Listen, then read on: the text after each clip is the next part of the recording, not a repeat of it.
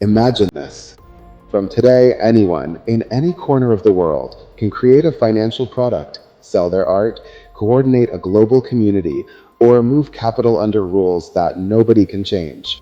No offices, no schedules, no permissions, just open source code running on an unstoppable network. A network already being explored by banks and startups in the United States and Latin America, searching for new ways to transform financial services with blockchain. Now think about this. What if the next great economic revolution didn't depend on banks or platforms, but on contracts that always keep their word, even when people don't? Welcome to the place where money becomes programmable and trust turns into verification. This is Ethereum, a global infrastructure where ideas stop being promises and turn into living software. Here, agreements exist on the network, fees are clear, rules are transparent, and any creator from Latin America to North America, from Africa to Asia, can generate value in real time. No borders, no middlemen taking the best share. Of course, there are risks. Self-custody demands responsibility. Poorly designed contracts can fail, and free can turn out to be very expensive. But that's where the real opportunity lies, mastering the tool that is already rewriting the digital economy. In the next few minutes, you'll discover how Ethereum really works, why its smart contracts matter, and how open finance, NFTs, DAOs, and tokenization are transforming entire industries. And what does all this mean for your job, your business, or your financial freedom? If you ever felt like the rules of the game were written for others, today you'll discover the board where you can write your own. It's not magic. It's Ethereum. And it starts now.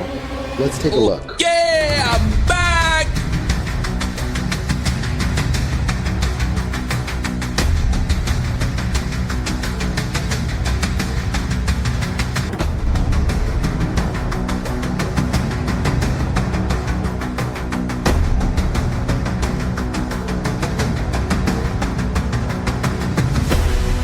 Alright, let's go, people! The origin and vision of Ethereum. To understand why Ethereum is so disruptive, we need to look back. The first great spark of the crypto world was Bitcoin, a network created to prove that digital money could move without banks, governments, or permissions. Bitcoin showed that value could transfer from person to person with the same ease as sending an email. It was revolutionary, but also limited. It only served to send money. This is where Vitalik Buterin enters, a young programmer who saw further. For him, blockchain should not be just a digital ledger, but a universal platform for innovation. His idea was radical. What if, instead of limiting a blockchain to recording money transactions, we turned it into a global computer capable of running open programs without control from any company or government? That dream materialized into what we know today as Ethereum. In the US, as well as in parts of Europe, Ethereum is no longer seen only as an experimental network, but as a testing ground for regulated digital finance. The European Investment Bank issued bonds on Ethereum, while in the US, major institutions and regulators are exploring tokenization pilots, smart contracts, and frameworks to integrate blockchain into the financial system. This means that banks, universities, and regulators are already using Ethereum as a real laboratory to imagine the next financial infrastructure, more transparent, programmable, and connected to the global economy. And the difference with Bitcoin is clear. Bitcoin is like a perfect calculator for moving money. Ethereum, on the other hand, is like a complete computer, connected to the world. Inside it, not only is value recorded, but smart contracts are executed, programs that can manage money, identities, votes, commercial agreements, or even entire communities. Ethereum's true strength is this. Anyone, a student in Latin America, an entrepreneur in Africa, a bank in the US or Europe, or a gamer in Asia, can build on this network. No one needs permission. All you need is an idea and the ability to codify it into a smart contract. This openness made Ethereum the fertile ground for decentralized finance, DeFi, non-fungible tokens, NFTs, DAOs, and thousands of applications that reimagine how the economy and society work on the internet. Ethereum is not a local project, nor a passing experiment. It is the technological foundation of a decentralized internet that is already underway. Ethereum versus Bitcoin and the birth of smart contracts. Bitcoin was the first great step, a peer-to-peer electronic cash system, censorship-resistant and without intermediaries. But essentially, Bitcoin was designed to do one thing very well: transfer digital value securely. You could say Bitcoin is like a specialized calculator. It adds and subtracts with absolute precision, but does nothing beyond that. Ethereum took the idea to another level. Imagine that system evolving into a vast programmable universe, no longer limited to moving money. Now it can run complete programs that never stop and depend on no one. These programs are called smart contracts, and they are the true heart of Ethereum. A smart contract is not a signed paper nor a verbal promise. It is a piece of code that executes automatically when the programmed conditions are met. For example, if I receive this payment, I grant access. If this funding goal is reached, I release the funds. If this date arrives, I renew the service. Everything happens without notaries, lawyers, banks, or intermediaries. Trust is not placed in a person or institution, but in the software itself, distributed across thousands of computers worldwide. This concept opened the door to something once unthinkable: decentralized applications capable of managing money, identity, and data autonomously. These so-called dApps, decentralized applications, do not depend on company servers and cannot be shut down by a government. They are resilient, global, and accessible from anywhere with an internet connection. The big difference with Bitcoin is here. Bitcoin solved the problem of sending value without banks. Ethereum solved the problem of programming that value and making it follow universal rules. And that capacity gave birth to an entire ecosystem, from DeFi protocols replacing banking services to NFTs redefining digital art and online ownership. In short, if Bitcoin was digital gold, Ethereum is the global laboratory of financial and technological innovation, an open system where ideas become living contracts, executable and verifiable by everyone. The Ethereum Virtual Machine Gas, the engine that makes it all possible.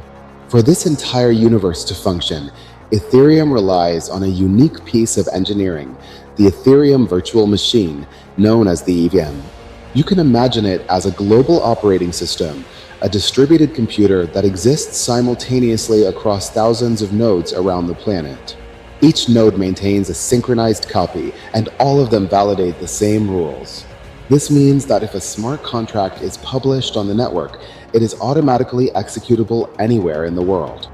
It doesn't matter if you're in New York, Mexico City, Nairobi, or Tokyo, the contract will run the same way because the rules are identical for everyone. But running programs consumes resources, and those resources can't be free. This is where the concept of gas comes into play.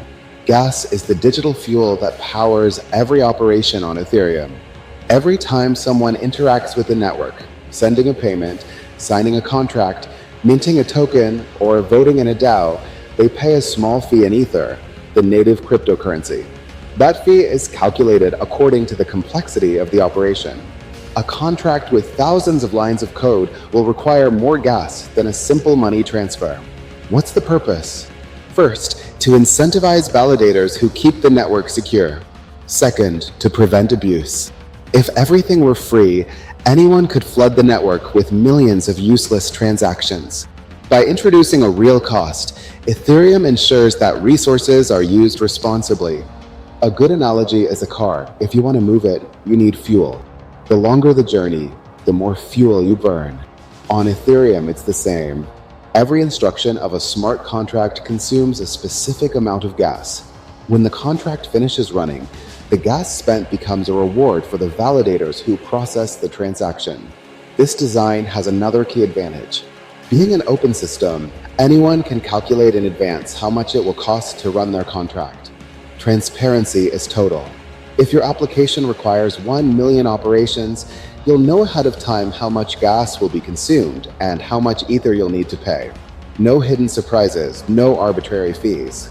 Thanks to the EVM and gas, Ethereum works like a global computing marketplace where programmers can deploy their applications and users can access them, paying fairly for the resources consumed.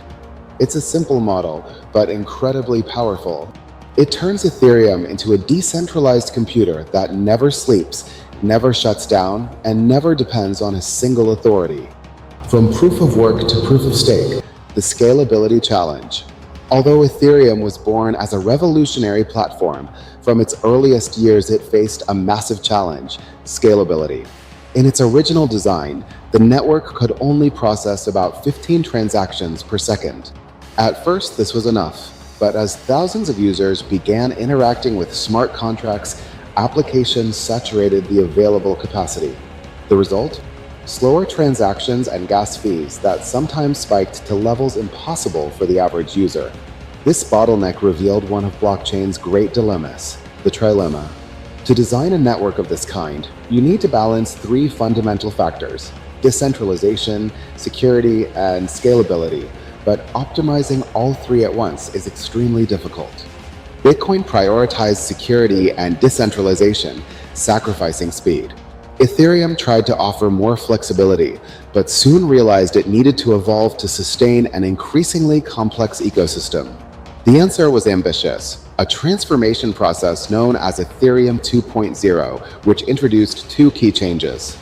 The first was abandoning the old consensus mechanism called proof of work, where thousands of computers competed to solve mathematical problems and validate transactions, consuming massive amounts of energy.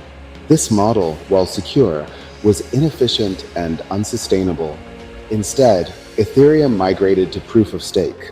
Here, there are no miners burning electricity, but validators who lock up a certain amount of ether as a guarantee of honesty. These validators are randomly chosen to propose and confirm blocks, and in return they earn rewards in ether. This model reduced energy consumption by over 99% and opened the door to a greener, more efficient, and more adaptable network. It also eliminated the need for specialized equipment.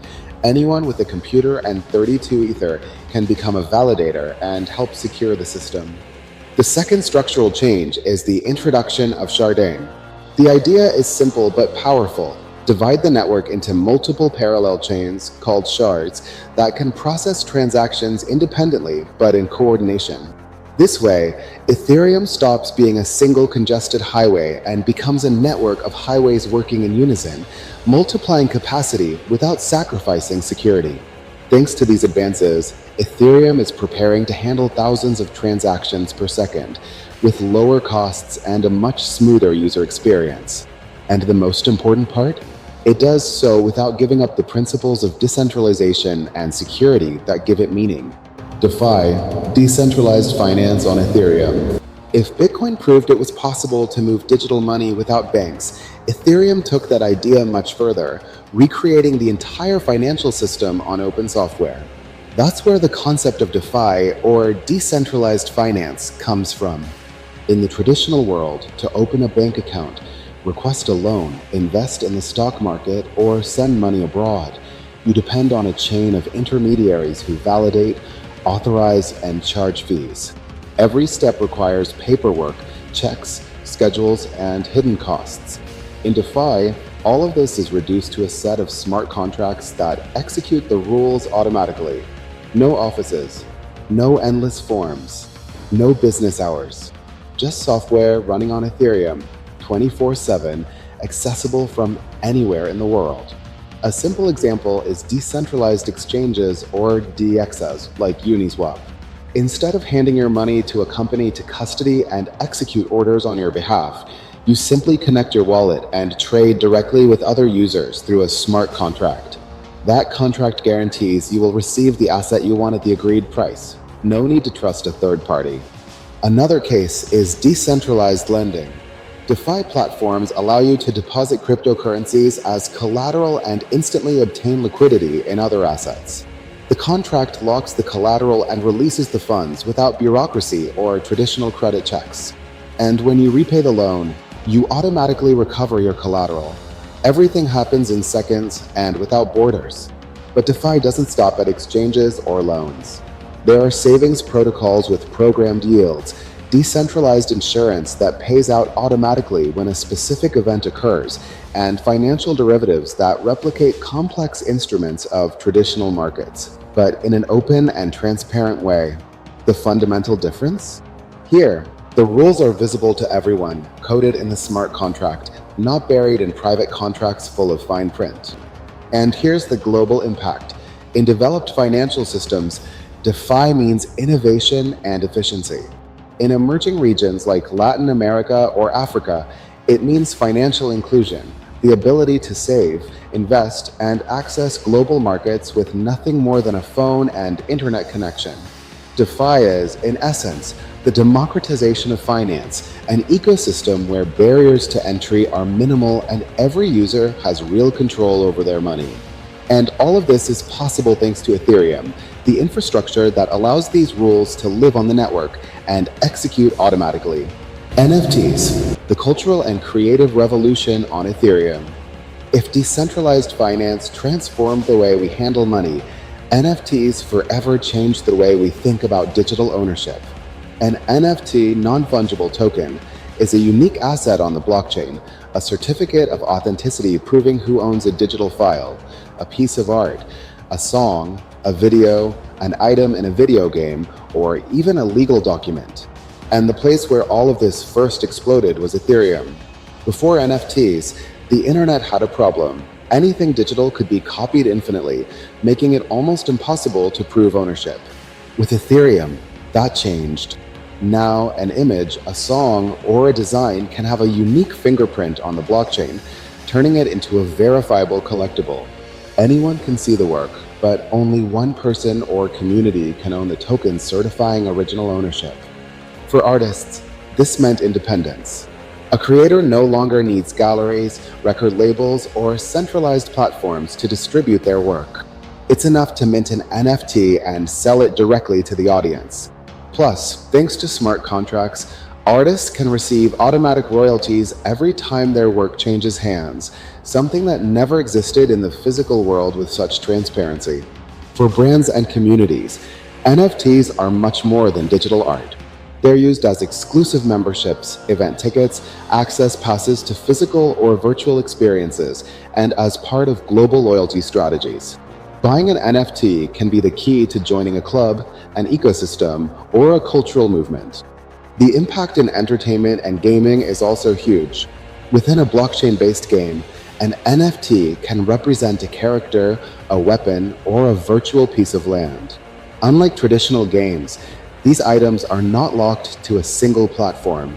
They belong to the player and can be sold, traded, or used across compatible environments. That's why NFTs didn't just redefine creativity, they also redefined the concept of open digital economies. What was once just entertainment is now a real economy where players and creators worldwide can generate income. In Asia, the play-to-earn model became popular. In Latin America, NFTs became an alternative source of income during times of crisis. In the United States, global brands, musicians, and sports franchises integrated NFTs into their business models, turning them into tools for engagement and revenue. In summary, NFTs proved that Ethereum is not just financial infrastructure, but also a cultural engine, a space where creativity becomes property, where art and technology merge, and where anyone can participate in a new form of digital economy. Hold on, before we continue, I want to ask you something really quick, but super important. If this content is bringing you value, I invite you to subscribe to the channel and activate the notification bell. That way you won't miss any of our upcoming videos. You'll always stay up to date with the best content, and at the same time, you'll be supporting us to keep creating high-quality material designed for you. It's completely free. It only takes a second, and with your support, we can keep growing together as a community. So go ahead, hit the subscribe button now, and let's keep going with the video. Tokenization of real-world assets, from physical to digital on Ethereum. If NFTs proved that digital files could have verifiable ownership, tokenization of real-world assets took the idea even further, transferring physical and financial assets from the traditional world onto the blockchain. Ethereum has become the ideal infrastructure to digitally represent anything, from real estate to a stock share, from artwork to raw materials. The logic is simple. Any asset that can be divided, traded, or audited can be represented with a token on the network. This means a building, for example, can be split into hundreds of tokens, with each token representing a fraction of ownership. Instead of needing millions to invest in real estate, someone can participate with smaller amounts and receive proportional rights. The same goes for works of art, gold bars, commodities, or even sovereign debt. The power of tokenization lies in efficiency and transparency. In traditional markets, transferring ownership of an asset usually requires lengthy contracts, notary records, and bureaucratic processes that take weeks or months. On Ethereum, it all comes down to a blockchain transaction that settles in seconds, leaving a public, auditable, tamper-resistant record. Tokenization also removes many historical barriers. Investing in foreign company shares, buying part of a building on another continent, or accessing commodities markets used to be a privilege reserved for large investors with access to global financial institutions. With Ethereum, anyone with an internet connection can participate, democratizing access to opportunities that were once exclusive. In the US and Latin America, real estate projects have already begun tokenizing properties, allowing small investors to acquire digital fractions and receive proportional income from rents or future sales. In the art world, galleries issue tokens representing co-ownership of physical pieces, combining cultural prestige with financial liquidity. And in financial markets, banks and startups are exploring tokenization of bonds, stocks, and investment funds, creating 24/7 markets with instant settlement. This movement is not just technological, but also social and economic. It allows wealth to circulate faster, more people to access high-value assets, and markets to become more inclusive and transparent.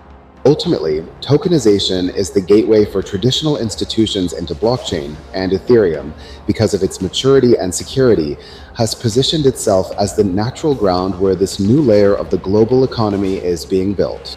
DAOs, the organizations of the future on Ethereum. Throughout human history, organizations have depended on hierarchies: presidents, directors, boards, managers.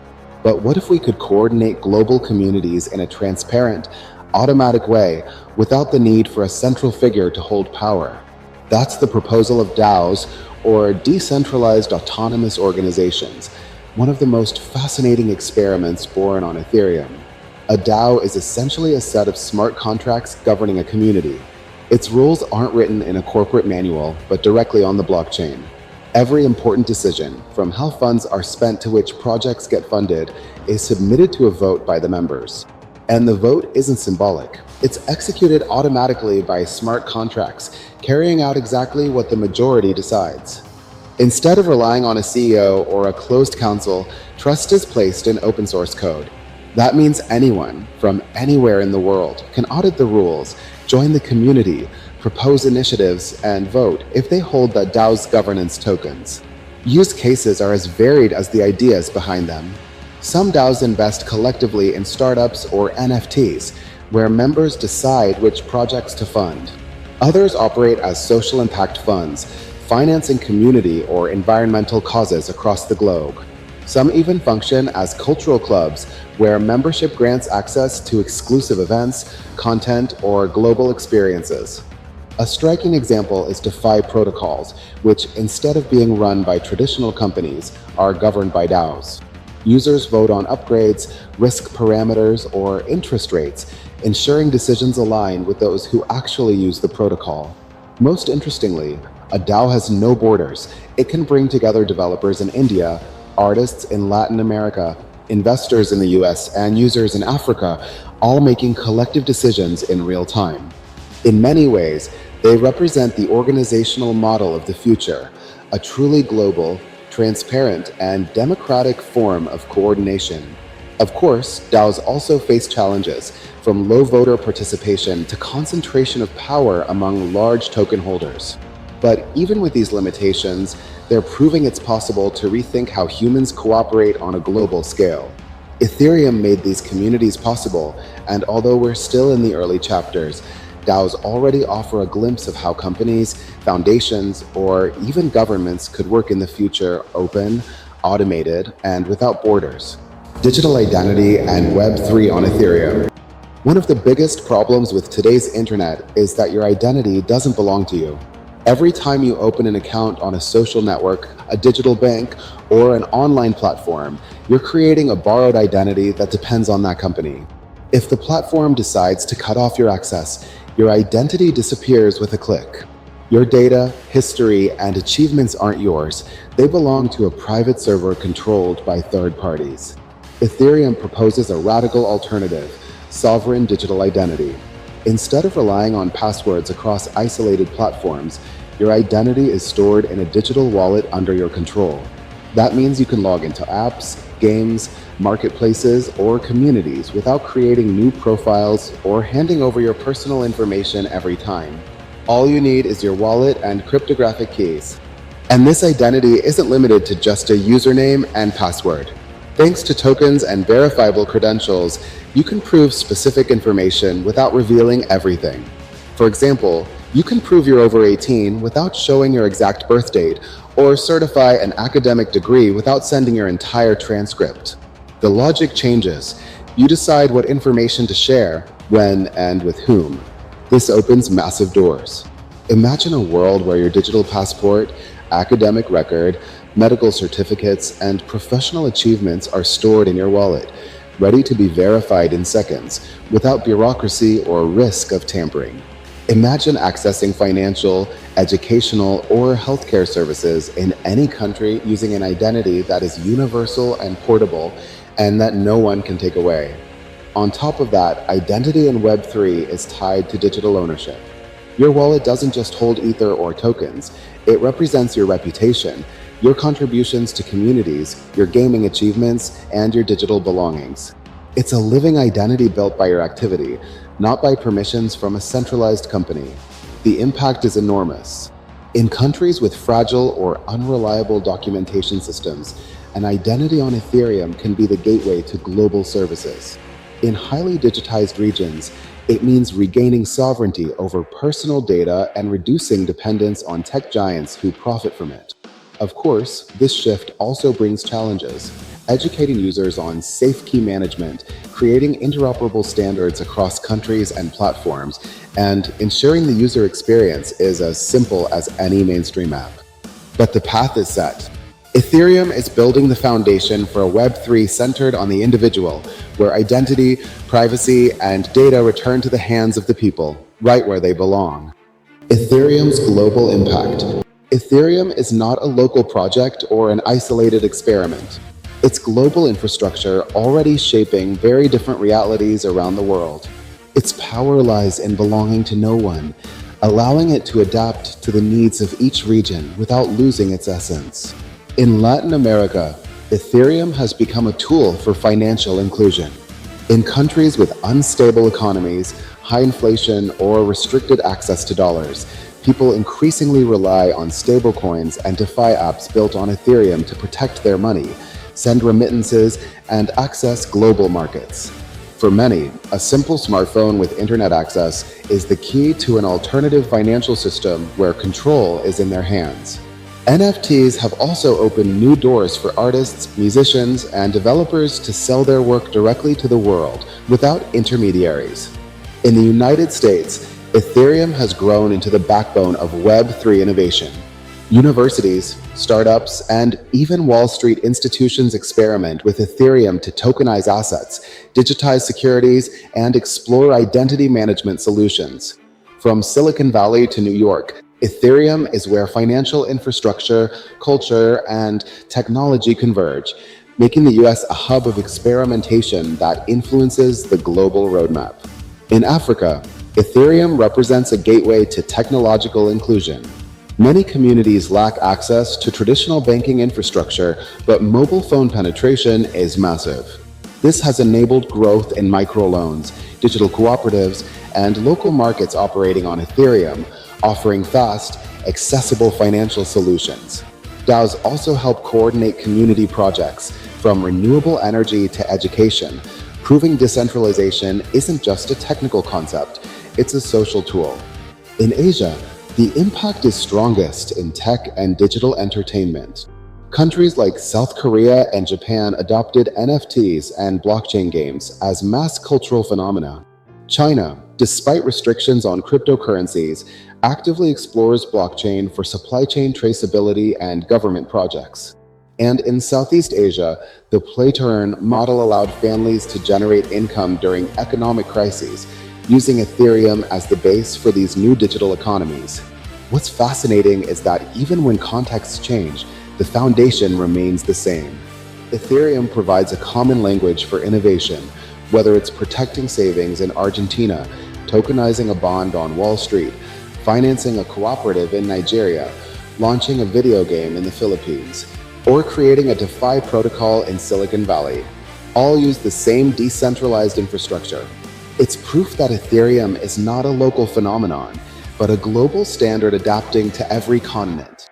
Security, self-custody, and responsibility. In every open system, one truth is fundamental. Freedom comes with responsibility. Ethereum is no exception.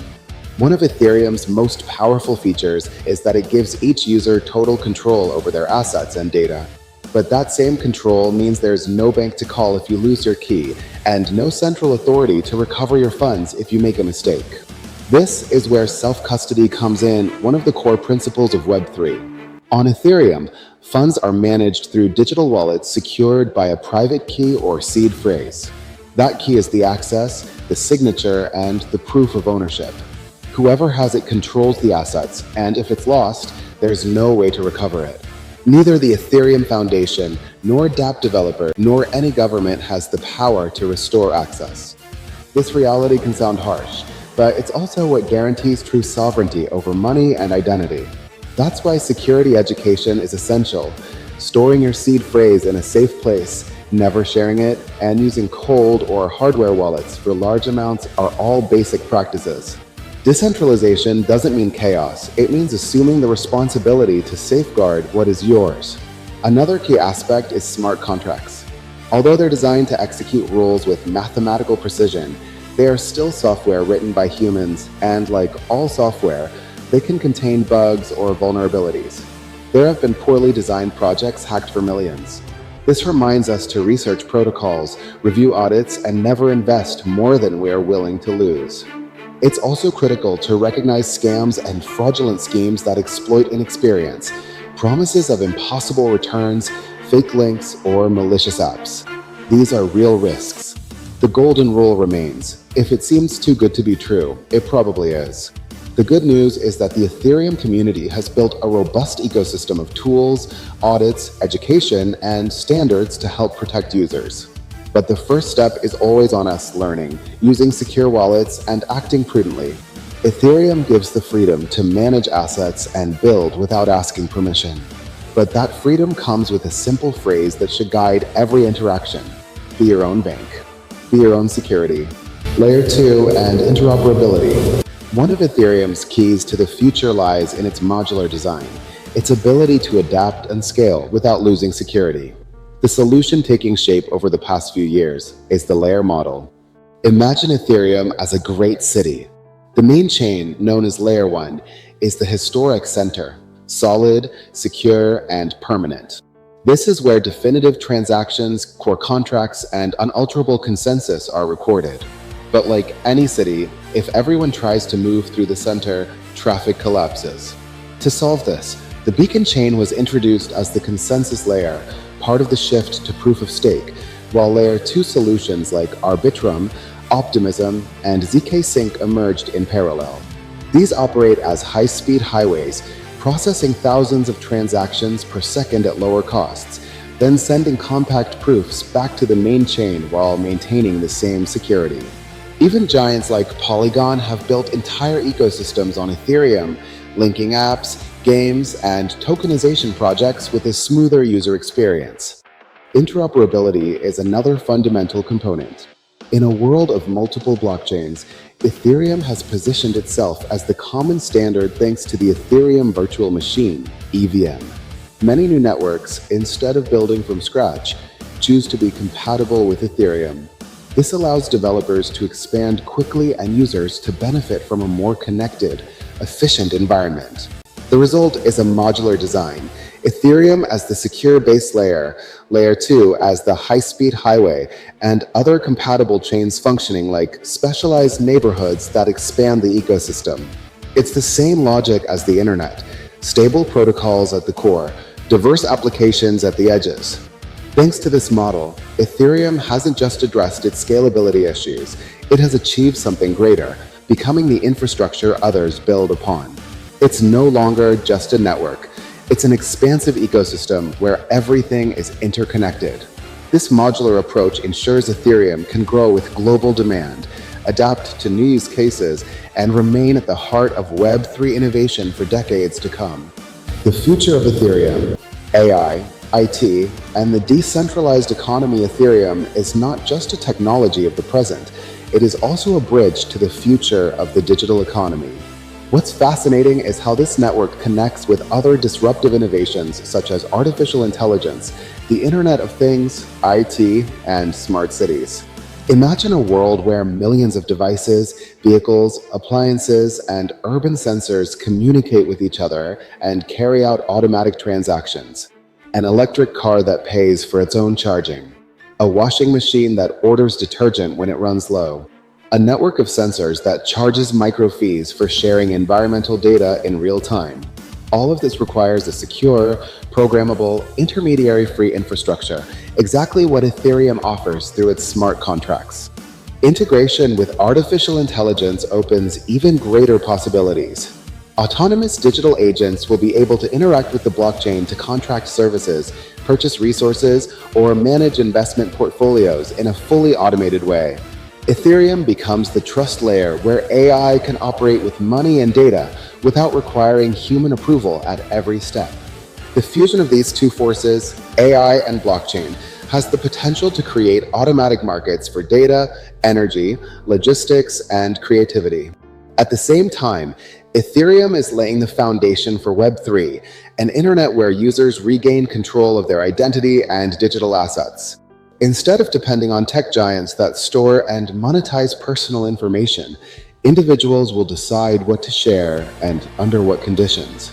From academic credentials to medical records to software licenses, everything could be secured and available in an interoperable digital wallet. The social impact is profound.